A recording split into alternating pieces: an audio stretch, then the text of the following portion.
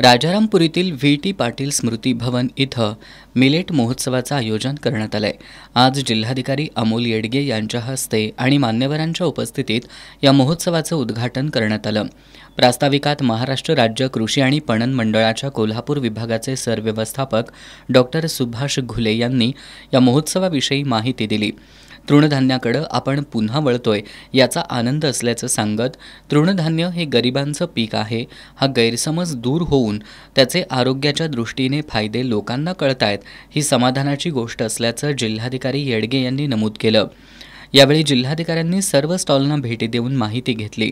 या महोत्सवात एकूण 45 स्टॉल्सची उभारणी करण्यात आली आहे।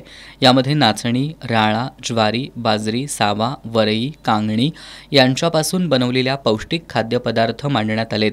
कोल्हापूरकरांनी मिलेट महोत्सवाला भेट देऊन इथल्या तृणधान्यांचं महत्त्व जाणून घ्यावं असं आवाहन कृषी पणन मंडळ आणि नाबार्डच्या वतीनं करण्यात आलंय। यावेळी नाबार्डचे उपसरव्यवस्थापक आशुतोष जाधव, सुयोग टकले यांच्यासह पणन मंडळ, नाबार्डचे अधिकारी, कर्मचारी, शेतकरी, उत्पादक आणि विद्यार्थी उपस्थित होते। दरम्यान मिलेट महोत्सवाच्या निमित्तानं मिलेटच्या आहारातील वापराच्या जनजागृतीसाठी दुचाकी रॅलीचं आयोजन करण्यात आलं होतं। जिल्हाधिकाऱ्यांनी या रॅलीला झेंडा दाखवला। शहराच्या प्रमुख मार्गांवरून ही रॅली काढण्यात आली।